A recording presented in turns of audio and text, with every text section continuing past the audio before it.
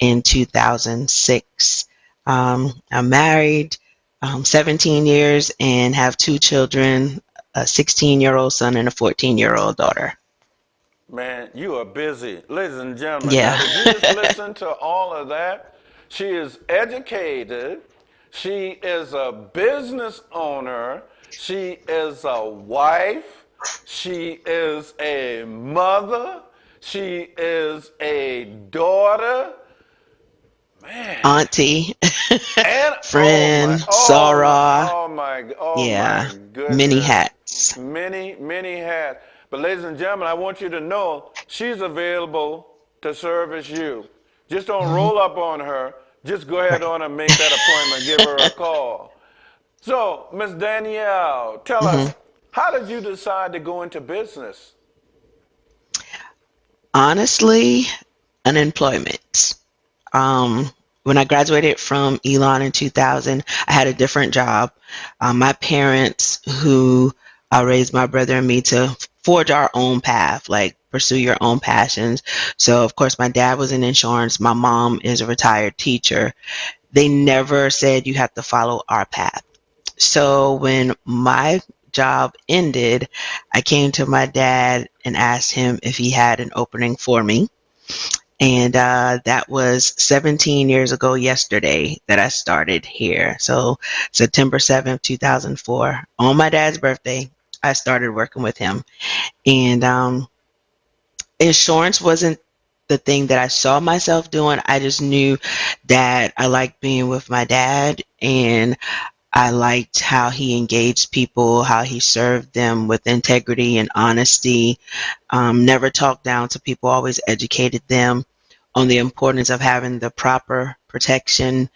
And even when he couldn't help them, either if our price was higher or just whatever it was, he always released people graciously because we live in this community. So it's no need to um, make a relationship bad because you can't service someone. You're going to see them again. So you want to make sure that the air is clear, that when you see them at the grocery store, in church, wherever, they always remember you for treating them kindly. And then it was like, okay, insurance is not so bad after all. So it was always about being in his space. My aunt worked here and some church members worked here as well too. And so that's how I got into it. And I stayed because I saw that this was a way we can serve our community. Okay. You know, I've Hmm. had a number of conversations, Miss Danielle, and Hmm. I'm certainly glad, and that's one of the reasons why I brought you in today, is that a lot of times companies are started by the Hmm. parents, and they run the business, and at a Hmm. certain time, it's time for them to exit. Either Hmm. they sell the business or they just close the business. And that's because one of the children or none of the children don't want to be involved in the business. You know, so I mean, you told us how you got started in the business, Hmm. and you told us what kept you in the business. So, do you yourself staying as long as your father did and possibly passing it on to the third generation, your kids? Yeah. So my dad started in insurance in 1976, 75, 76. And so now looking at the workforce today, most people do not stay as long as he did in any one career. And so I marvel at the fact that it's 17 years later. I'm still here. Never saw it, but I'm here, and it's like, wow, the time has really passed. As it comes to succession and whether my children or my nieces and nephew will pick up the baton, I really don't know, because just like my parents did with my brother and me, they didn't force it upon us, but they know it's an option. Like my son is 16, and I've told him, I was like, well, you can come work with me. And he's like, Mommy, I don't want to do that. And I said the exact same thing. And then his face is like, oh God, what's going to happen to me? And I was like, I'm just letting you know it's available. There's something to be said when you own your own business. You can hire and mentor who you choose without someone else telling you who to have there.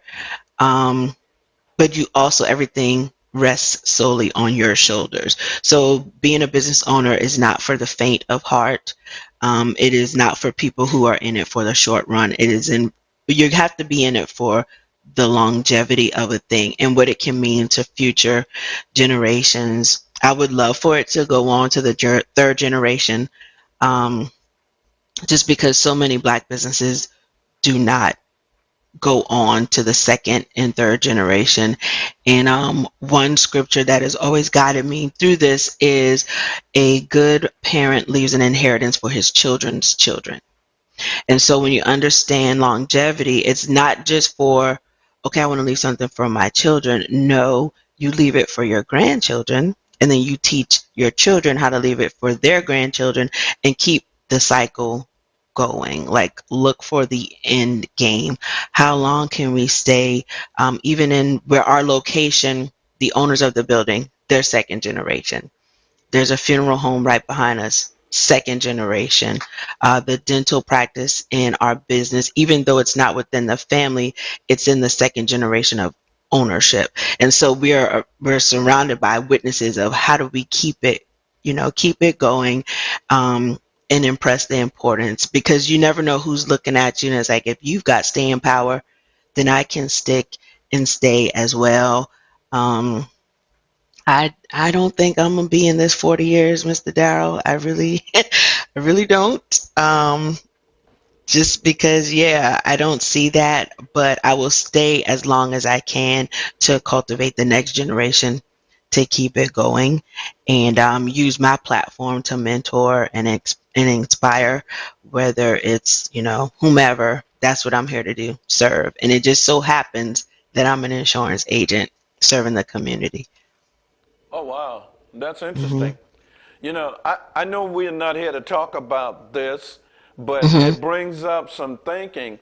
Now, when I taught small business at the technical school, Hmm. and one of the chapters we talked about was the longevity and the passing on of the Right. business. Hmm. And what we tend to see is that initially, if a parent owns a business, the children are brought up with the business. Hmm. And sometimes their memories are not fond Right. because, you end up emptying the trash, you end up cleaning up. And so it's like it becomes a task for you. Hmm. So you say, well, you know what? I can't wait to get away so that I don't have to do all of these menial tasks. And Right. sometimes it comes with pay and sometimes it doesn't. So because of your earlier memories of the business is from a worker bee standpoint, you say, I can't wait to get away from there. So when you get older, you never think about coming back and taking over the business. So like you said, you got out and then necessity brought you back in. Right. And Right. so that becomes the problem with somehow passing it on to the next generation because they don't see it as a viable future for them. They see it as a regretful past. Right. Right. So Yeah. we're trying to run and get away from that, man. But we notice that in some cultures, it is expected of them to Hmm. continue the business. So they are in expectation of Hmm. that and look forward to that. We just don't make it seem as though it's something that you want to do. So very few of our businesses last past 50, past Hmm. 75 or 100 years. So you're right about that. So hey, I understand what you're saying. Yeah. So but yeah, thank you for staying. I'm Yeah. sure the community, as well as your parents, are happy that you are there because of the services that you have learned to provide. Hmm. So now, let us talk about what we came here to talk about Sure. And back to the also. succession part, Yeah, though. go ahead. Um, so when I came to work with my dad, um, to your point of growing up in the business. So he started with Allstate in 1985. So I was in second grade, I guess. Um, So after schools, when I got to middle school, which my middle school is across the street from the agency, I would walk over, be in the office, and this was the day of the microfiche machine. Remember those? Oh yeah, of course. And the manual typewriters. Of course. And they did paper applications. So there was nothing glamorous about insurance. Like I was like, this is It ain't this is pretty. so right. I was like, I am not doing this. Like, no. Ugh. And then went off, like I said, to school. I remember in one of my business classes, one of my good friends was like, your dad has a business. Why wouldn't you work with him? He's like, you got it made. Like, he's like, do you realize how many black families don't have anything like that? Like, you are, passing on a great opportunity. And I was like, Aunt, I am not doing that. Like, insurance just did not resonate with me. And so when I did come to work with my dad, I learned to embody more of his spirit. And so I watched him, I did what he did, I saw the joy serving others brought to him. And so from day one, he introduced me to customers as his heir. So that Wow. planted the seed. And then my mentors in Allstate that gave me my education and everything, I guess around 2012 is when we really started the succession planning. Because not only is it one thing to pick up the baton, but you have to have a plan, write the vision, make it plain, right? Exactly. So if we're going to keep this going, what are the things we need to do? And so they had to have conversations with my father and say, Mr. Dixon, if Danielle is going to succeed you, there's some things that you can do now while your name is on the door that helps her get her business muscle up while no one's really paying her any attention, so to say. While the bullseye is still on you, let her create her own identity within the agency. So he let me renovate. The customers are like, "Oh, Mr. Dixon, we know this was her. We know it wasn't you. We love that." And then Oh my different, goodness. yeah, because he was like, "Okay, fine, whatever." Um, Different things that helping customers be more responsible for their policy. So you see the day of the automatic payment and email and all of those things. So he knew how to go door to door, literally, to gain business because that's how he came up as a debit agent with Life of Georgia. Then he comes to Allstate, and then I come in, and so my world of technology was vastly different from paper and pen of his day. And so we found a way to marry those things and just, okay, let's create these things. And the people in management started to notice, whoa, we see some things trending in the right direction here. So 2017, July the 13th, our manager at the time came and said, hey, Mr. Dixon, if you're ready to retire, um, we will sign off on Danielle succeeding you in the business. And we need to move fast because we're looking for her to be in place by December 1st of 2017. My. Eh, right. But if we did not do our preparation, we would not have been in the position to say yes when they came to us. And when I say it happened fast, it was lickety split fast. I remember I met one person in August. By the time I got to Chicago in October, the person I met in August in Atlanta had already been promoted to Chicago. And if we had dragged our feet, she would not have been in place to sign off on my packet for me to succeed my dad. And it was a very smooth transition. My father owed no one, so he could self finance the buyout. We didn't have to go to the bank. He said, no, these are the terms and this is what it is. And they were like, okay, we're good with that. And it just kept moving. But we had to plan. We had to work the plan and keep going. So there's nothing that you can say that would be too much about preparation when it comes to how do we keep it going to the next. So yes, I take out the trash still because it's still my place. Right. I answer the phone on occasion because I have a team. So, I give them the opportunity to grow. And so those days of answering the phone, taking out the trash when we were younger, and I was like, I don't want to do that. But it taught me that when you take care of another person's work, you inherit what you do or do not take care of. And so if I didn't know those things and see my dad doing those same things, I wouldn't be here. And so I show my children. It seems like they're not catching it, but they are, because I know I didn't reflect that I was catching what my dad was doing. And I'm glad that he's still around to see the fruits of his labor, and can still be that listening ear to help me out. I'm grateful that we have that type of relationship, that I, one, could come and work with him and for him, and that he felt secure in my ability to keep it going. Okay. Yeah. Well, what do you think your business degree Hmm.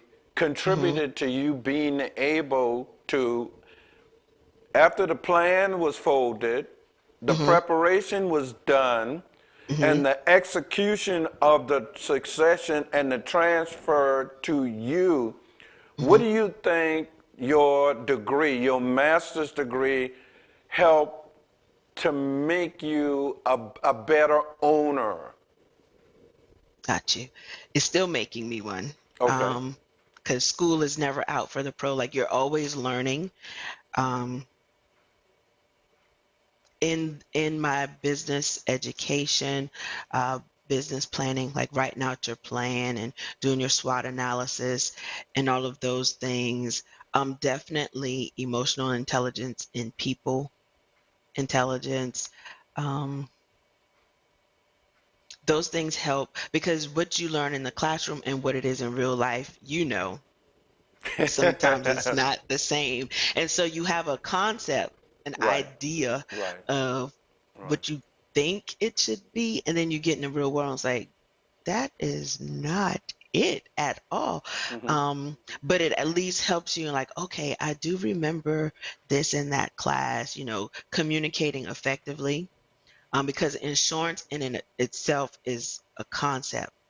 And so what people think it is and how they think it should work and how it actually works doesn't always line up. And so you have to find a way to communicate that to people that makes them feel engaged in the process. Like, I'm not telling you everything you're supposed to do and you have to listen to what I say. It's, let's have the conversation. What makes sense for where you are, and then just choose accordingly. And so, with my background in business, that definitely has helped. Um, and always reading books to help plan out and create a strategy, um, adapt to the times, because things definitely look different now than when I first came in 2019, the year of COVID, 2020. That definitely shifted a lot of things. Um, and so, yeah, if I didn't have the business education, I think I still would do well in the industry, because you don't need a degree. A diploma and your insurance license is all you need. But having that business background of knowing how to write an effective business plan, knowing that you go back and adjust it according to what's happening, um, knowing how to market yourself, and all of those things definitely do help out tremendously. But it's not a requirement. It's not in stone. Okay. Hmm. I hear you talking all that management stuff there, girl. Right, right, Emotional intelligence and right. SWOT analysis and planning and executing and leading and evaluation and understanding people's feelings, but most importantly, the key point Hmm. that you touched on in the emotional intelligence is to understand your own emotions. Hmm. Like you said, you come into work and you've got a bad attitude and you're now leading people and you're upset, not with them, but something in your personal life. So you come in and you take it out on your employees. Oh, up, motivation down the tube, Mhm. production up, down the tube. So, it's important, as you said, to know these things, to understand these things. I used to tell my students, you are here to learn how to make money for the company and also how to solve problems. And Mhm. if you don't know how to do that, the company doesn't need you. Mhm. So you have, as I always say, two types of people who are in business. One who learned the business and decided they wanted to open their own business. And Mhm. then those like yourself who went to school and studied business, but also in the meantime, as you were growing up, you were learning about business. So you were in a real good position and Mhm. already prepared to operate a business. So those things are extremely important as well. So thank you for giving us the Mhm. time to talk about those things. Yep.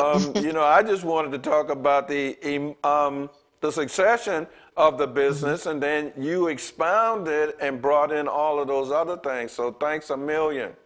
All right, so now the second thing that we wanted to talk to Okay. you about today is I am just about ready to start a business, and I Mhm. know I need, among other things, business insurance. What would you tell me, Miss Danielle? Well, I would tell you you've come to the right place. No, just play. No, Depending on we the know type you of are not insurance. playing. This is the right place. Yeah, yeah, but in that, so of course I'm with Allstate. So there are some businesses that we do not insure, and then there are businesses that we really like to insure just because it lines up with our model, our business model, and that too is something in business. Like I see it sometimes where people have their plan. Say, like, take a restaurant. They know what they want to serve. Maybe their soul food, and then people say, "Well, why don't you do this? Why don't you do that?" But it gets so much outside of what their design is, and so within Allstate, we have a design of this is where we want to be. Yes, these things are great, but this is really where we want to be. And we're really good at focusing here. We don't want to get too broad. And so if ever someone comes to me that's in a business that Allstate's not going to be able to write, or our pricing might be way out of line, then I will educate them on what they need to ask when they get to the place that will cover them. And so in business insurance, you want to make sure that you have the proper protection, because if you do not and a loss happens, that can take you out just like not having someone to keep it going to the next generation. And so you come to me, you started a business, you're a photographer. I'll say, great, we can do that here at Allstate. Um, I'll ask you, well, are you based out of your home, or do you have your own location? Because there is a difference. If you are a home-based business, your homeowner's insurance may not offer you the protection you need for your business. And a lot of people don't realize that. Sometimes it could even impact your home insurance because you have a business at home. Because think of it, say you have a beauty salon at home. Now you have people coming into your home that would not be there.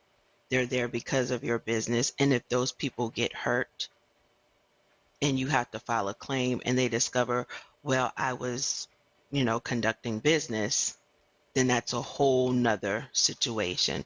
So you want to make sure, okay, not only is it I'm starting my business, I need insurance, but I need to have the right insurance.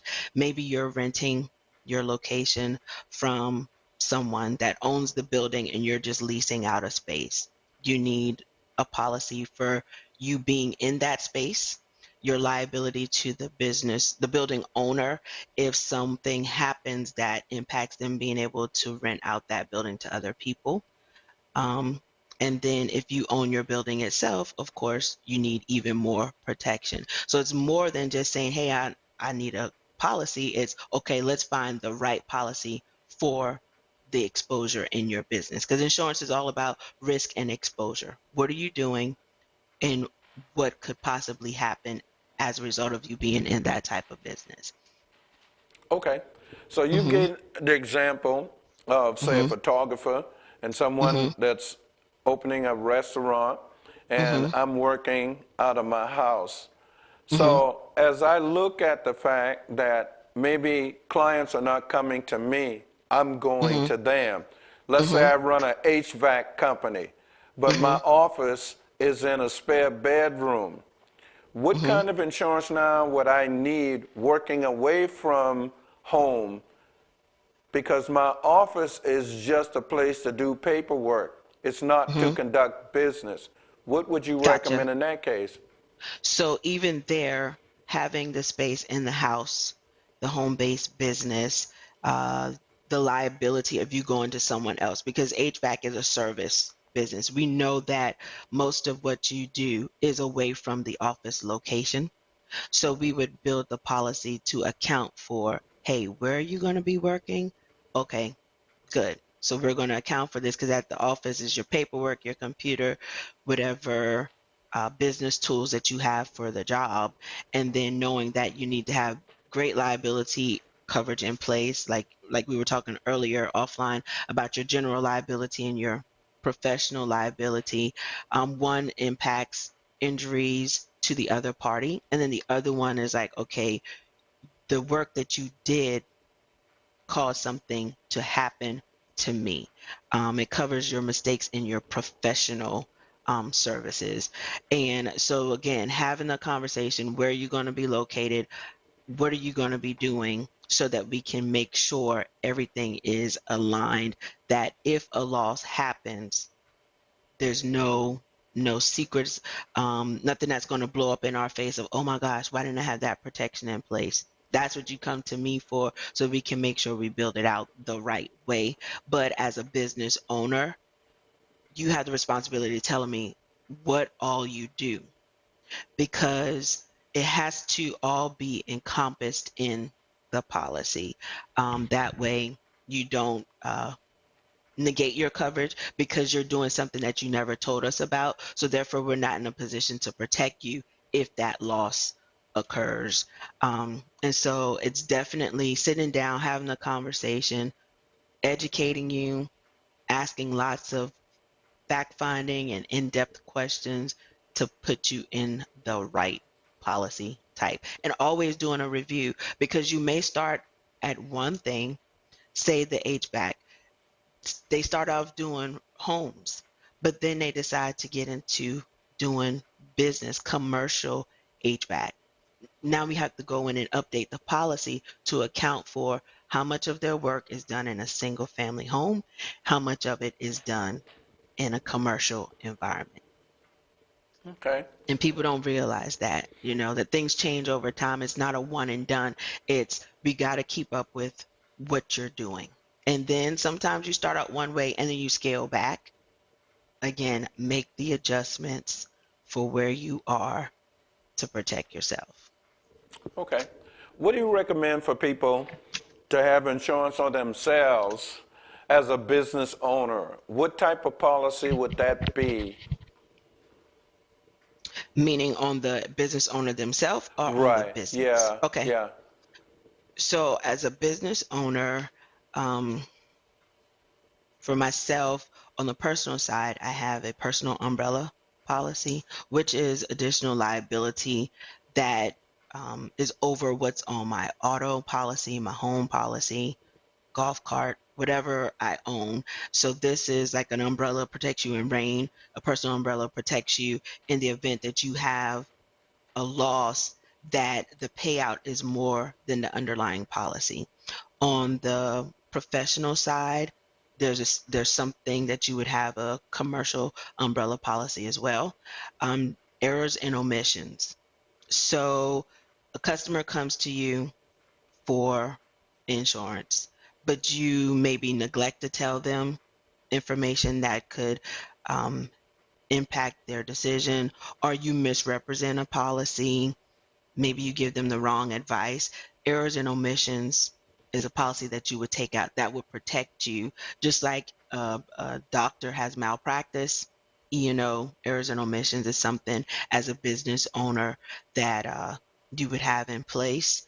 If you are on a board for a nonprofit organization, it's called directors and officers, where again, too, if someone perceives that you have not been truthful, they are going to sue you. So this coverage protects you there. Um, and back to our point about succession planning. So there's key man policies that say my dad had passed away before we had something in place. The key man policy allows the business to keep on going until the family can figure out what's the next step. It would pay out to pay for bills, salaries, whatever business expenses are related, because some businesses do well because of who's in charge, like a church. People go because of the pastor. And so you have a key person policy in place that keeps things going until the family can figure out, do we want to keep going? Do we want to shutter our doors? And so again, some policies you get immediately and some you get over time, because it is an added expense to protect yourself. Um, and so you want to stair step, have a plan of, okay, I got the essentials. The general liability comes first, your liability, and then you add on the additional coverages as time goes forward, and keep reviewing, making sure everything is up to date. Up to date. Okay. Mhm. Now, let's Mhm. wind the clock back and let's Mhm. say this is January of 2020. And Mhm. little do we know, in about Mhm. 2 months, I'm going to be shutting my business down, Mhm. not because of anything I did, but because Right. of a health. What Mhm. kind of policy would I have needed in order to be able to survive? You know, COVID brought that to light, because many people um, thought, okay, well, I'll just file a claim for business interruption.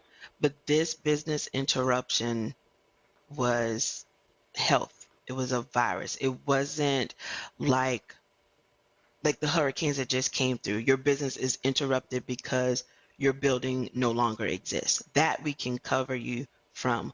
But something of this magnitude, that's not a coverage that you can purchase. It's, yeah, right. And that's a tough pill to swallow. People are like, well, if I'm paying insurance, why can't it protect me from this? Well, there are limits even to having insurance. There are certain perils, causes of loss, that insurance will protect you from. But this is not, COVID was not one of those things. So, loss of income due Hmm. to health issues is not covered under loss of income? So loss of income, like specific to COVID, Right. no, that's not something that's covered. But say you had loss of income due to a disability, like Okay. an accident, then that is something I was like, okay, let's look at your policy jacket. When we buy a policy, and all those trees that come in the mail that most people don't read. Right. So in there, it will tell you what is covered under the policy and what is not.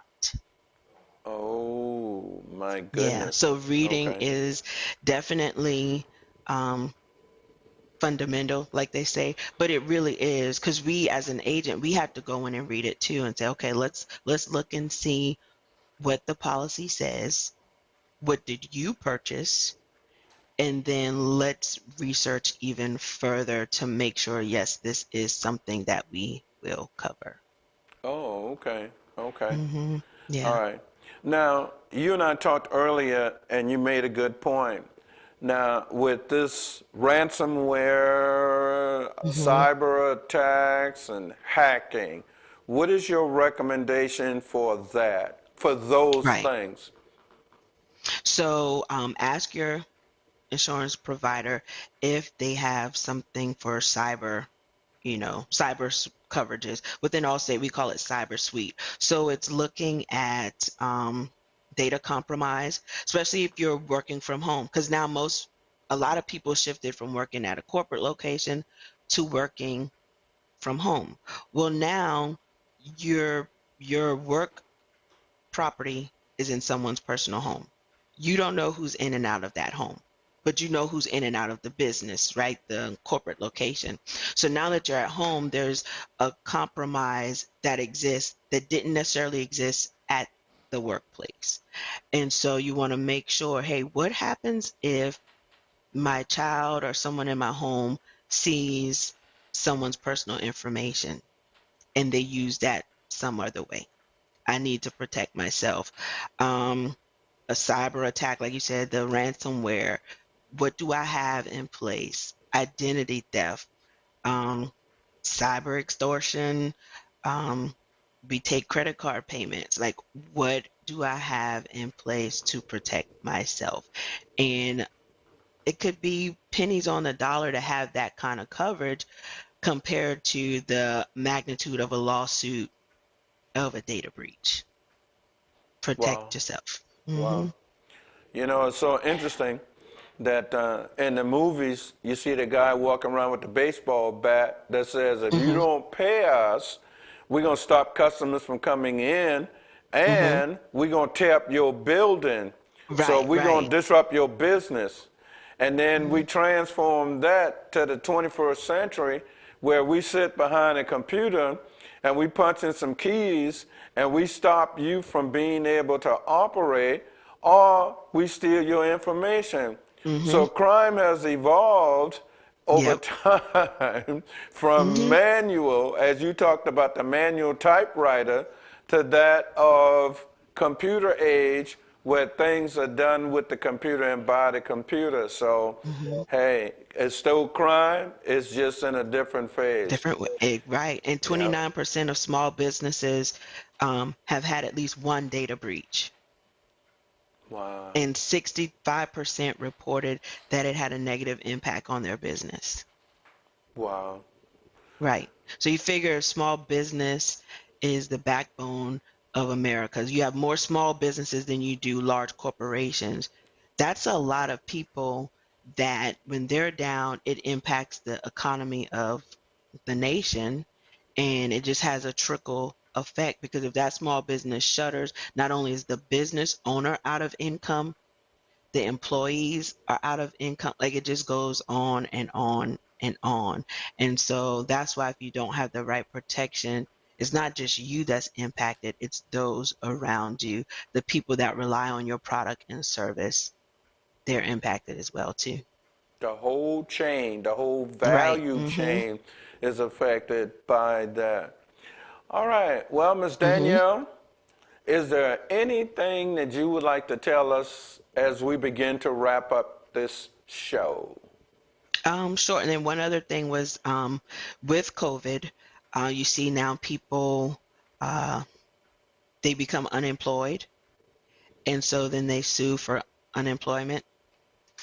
So as a business owner, having employment practices liability coverage in place to protect yourself from, suits of discrimination, harassment, wrongful termination.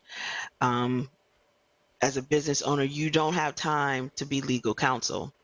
So you need something in right. So and what do they say? A fool that a person that represents themselves Themselves, it an has a attorney fool that for a represents client. themselves has a fool for a Food client. for a client, Yeah. right? So you want to have people in place that do what you cannot do effectively. And so by having employment practices liability, now you have someone on retainer to help you out in those situations where, there are people out there who know if I work this amount of time and then decide to quit, I possibly have a leg to stand on to sue this business owner for wrongful termination. Even though South Carolina is an at-will state, you just never know how things would blow back on an employer. So you want to make sure that you have this in place. Take care of yourself because you don't have an HR department. You are HR.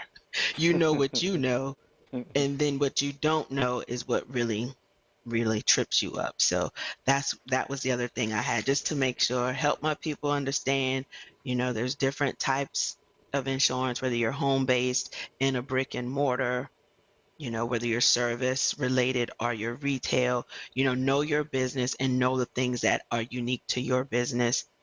Protect yourself. If you're in a business that I cannot serve you through Allstate in our relationships, I have friends that are in insurance too. We'll figure out, we'll point you in the right direction. Because if I can't help you, I don't want to hurt you. I want to get you to where you need to go. All right. So Hmm. once again, cousin, bring it back up on the screen. This is the website for Miss Danielle Dixon Thomas in Muncie Corner. There is The big the city. big city, Muncie Corner, address where you can find her, phone number where you can reach her. You can also email her. Please, by all, make an appointment before you roll up on her, and she can even help give you a quote. If you want the hours, they have it there for you, and a list of the services, the products that they offer for you. And once again, should you want to contact her socially, you can get in contact with her at her Facebook, Instagram, and also by mail, email. So now, Miss Danielle, is Mhm. there anything else finally before we let you go? No, my biggest thing is I want to make sure I answer the questions that you asked, Yes, that I did ma'am. not create any undue confusion, No, and ma'am. that I got your brain churning. Um, we should leave each other better off than when we initially came, and that I can talk. That we inspire you to be greater.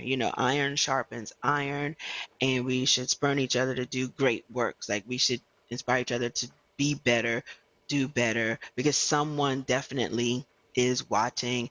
And as my dad and I were doing the succession, I went back and forth a lot of times on, do I want to keep it going? Do I want to stop? And the thing that weighed heavily with me was whose uh, whose dream is attached to me being in place. So if I move, who am I impacting by not being here? Not just my children, but there's always someone in the wings watching that says, if you do it, then I know that I can do it.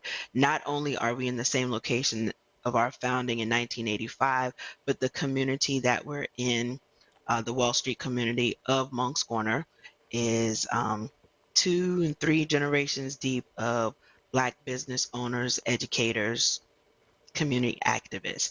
And so if I decided to shutter the door, that impacts a lot of people, because even though those people may not have their insurance here, they still can point to us as a success story.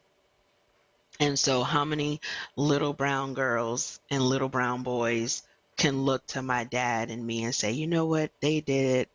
I can do it. I'm going to strive to be my most excellent at every opportunity.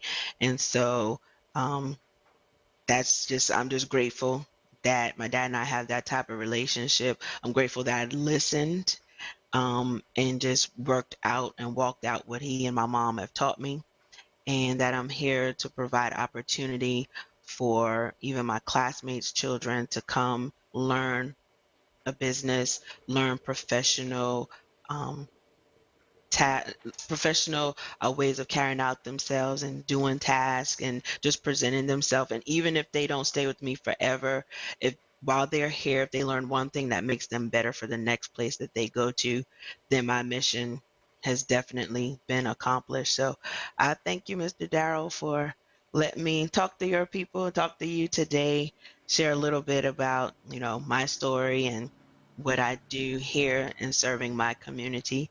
whether you're in 29461 or in the great state of South Carolina, I'm here to serve.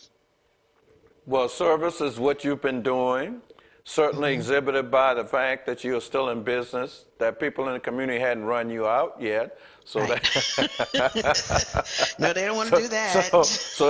that's an example of the fact that you are doing some good things in the community. Hmm. And you know what? We thank you for that, Miss Danielle. I Hmm. thank you personally for saying yes when I called you and Hmm. agree to come on and put out information. Because as I say in the beginning, we only talk to people who know what the hell they're talking about. We don't mess around with people who be spurring all of these rumors and conspiracy, because enough of that's going Right. on the internet Right. Right. anyhow. And people need reliable information. So thank you for giving up your time to give out information that could help someone at Hmm. some point. So thank you. So Hmm. now I'm going to let you go back to making money. And cousin, take us out of here.